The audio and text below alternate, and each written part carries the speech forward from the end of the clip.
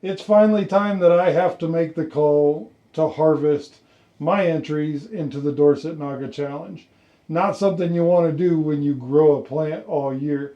I did get a late start on it. I don't think I got these in until April 1st, if I remember right. Correct me if I'm wrong. I'll look back on videos. But you'll be really shocked to see how it turned out. I don't think we have enough to at all compete with some of the big ones. I'm sure that besides Nigel, the great-great-grandfather of all these plants, I think Pepper Guru still has the title. I don't think that you're in any kind of danger on that one.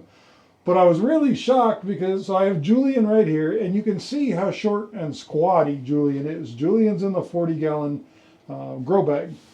And then I have Ricky back here, who just took off. Let me see if I can get behind it to kind of show you. Look at this. Ricky is in a 15-gallon pot versus Julian up there in a 40. And Ricky just decided that he wanted to go crazy. We do have quite a few branches, or at least a few branches, that are above the 6 foot tall mark. So even though I don't think this is a winner of the challenge of the Dorset Naga Challenge, it's a great entry.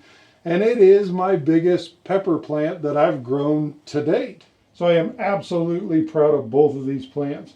Ricky is by far the tallest pepper plant that I've grown to date, and Julian is by far the widest. Wait till we figure out how to maneuver these guys.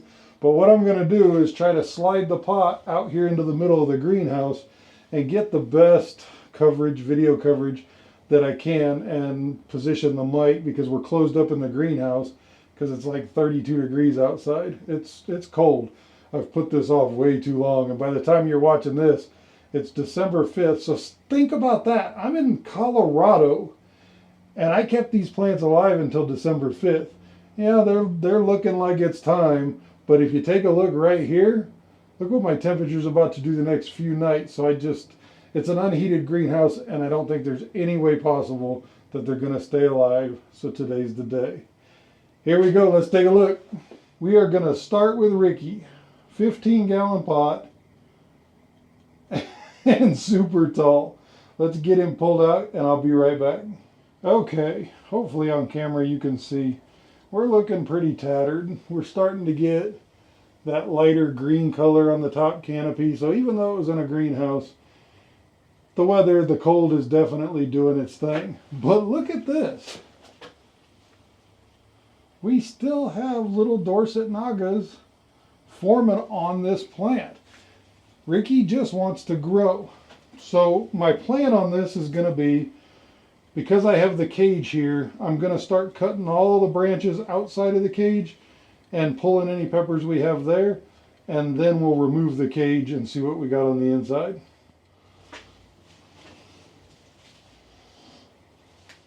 They do look really good though.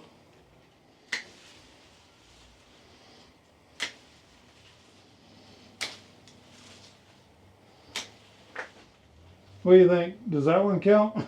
It's a small one. Look at all that branch for one ripe pod. I'm going to pull this big green one too and see if it'll ripen up. Something really strange, a trend here that I'm noticing, is that the branches that grew through the cage don't have nearly as many or hardly any on. I don't know. What do you think? Would you do anything with these green ones? I'm not sure. I mean, I'm sure they're still freaking hot.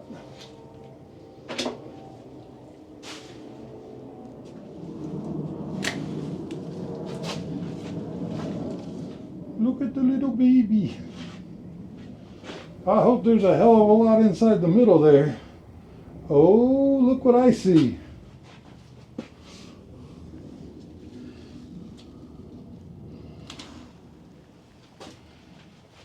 I did not think that my crosses took with the pollination, but I had one hidden back there.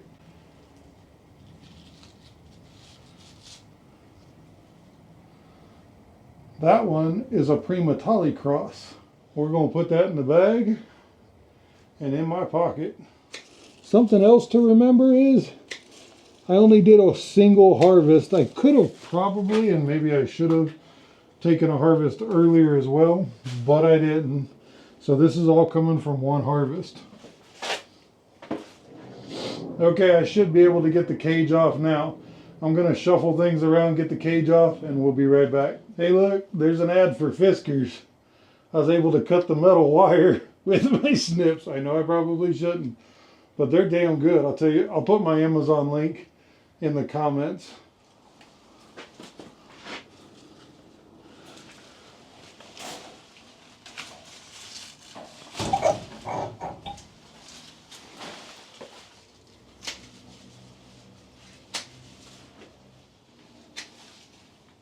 We're getting down there finally.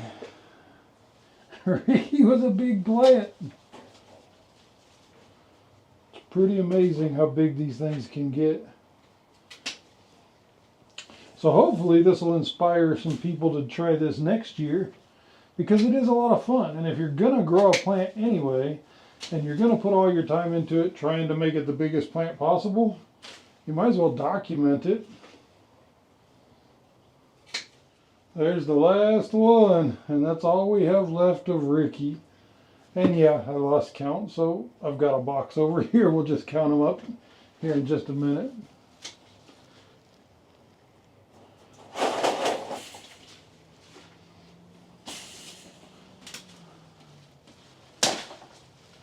Oh yeah, Ricky's been ready. He just snapped right off. And that does it for Ricky. It's a sad day that I gotta cut him down. Nowhere near as many peppers just in the box as what I thought was down inside there, but it was fun nonetheless. Looking at it, I still think Julian is the winner. I kind of shifted there for a while. In the very beginning, if you watch some of the videos, I thought Julian was going to be the biggest monster, and he is in width, not in height. Ricky took off, and just as big as Ricky got, it looked like under that canopy there was a ton. I'm kind of rethinking that right now. I'd be happy if there's 200 at this point. Let's get the box inside, we'll count them, and then we'll run back out here and we'll just get Julian done now. Get them both done at once. Well, that does it for Ricky. I'm going to go ahead and pull them from this box and count them and put them in this box, and then I have a marker. We'll mark it and we'll get started on Julian. Just crossed 100. 15-gallon pot, Ricky. I count 189 peppers. What was your guess? Do you think it was going to be more? I did, especially at one time. 189 peppers, but that really makes you think. That's right up in the league of my biggest Carolina Reaper producer in a 15-gallon pot. And it didn't get anywhere near as tall either. So, but that was 2 harvests from the Carolina Reaper, and I know I messed up by not doing a harvest on this. We'll change some things next season and see how it goes. But it was fun nonetheless. Ricky was a great plant, and 189 Dorset Nagas, one of the hottest peppers in the world. What would you do with that? All right, let me get things moved around, and we're going to take Julian down. All right, jockey things around, get things positioned. Hey, while we're at it, before I forget, take a look.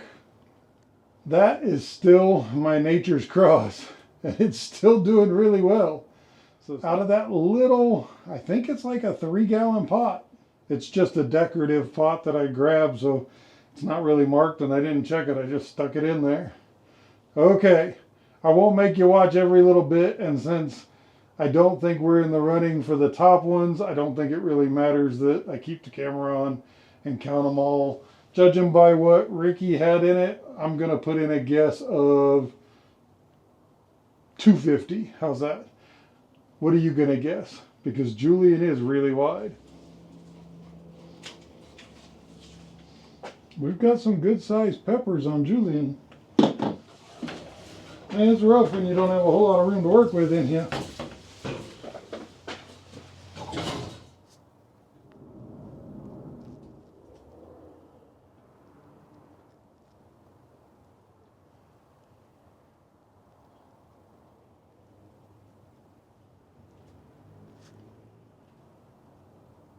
And take a look at the root mass on Julian for the main roots. they do look pretty good. And just like that, a sad day is hit, and it's the end of Julian as well. It is cold outside, so let's go inside and give these accounts. Back in the kitchen, and just for the record, it is way too cold out there to be doing this. I probably should have done it a lot sooner. Okay, I'm going to count them out, lay them out on the counter, and we'll be right back. Make your guesses now. What'd you guess? I said about 250. Julian gave me 276 and 189 off of Ricky. Really shocking to me because Ricky got so tall. But apparently it put all of its growth into the vegetative growth and not as much into the peppers. But 276 peppers off of one pepper plant, as far as a normal super hot goes, I think that's the most I've gotten. I get quite a few off of my Carolina Reapers, but I don't know if they go that many. Next year we're going to change some things up and see what we can do different, and we will definitely be starting them a whole lot earlier, like 4 months earlier, and we'll be doing a mid-season harvest at least just to get those all off the plant. I was a little bit touch and go. It just didn't look like there was enough that I needed to for the size of the plant, and apparently I did. So nonetheless, I'm proud of these two plants. They're the two biggest pepper plants I've ever grown, and hopefully this inspired some of you out there to grab some seeds and get growing and try growing some really big pepper plants. I got these seeds from Sean, the chili chump over in the UK. I bought them right off of his store, so thank you to Sean for that. And we got some really, really good Dorset Nagas out of it. So we're going to continue on, and there's always another year. Remember, you don't have to be a prepper to be prepared, and I'll see you on the next one.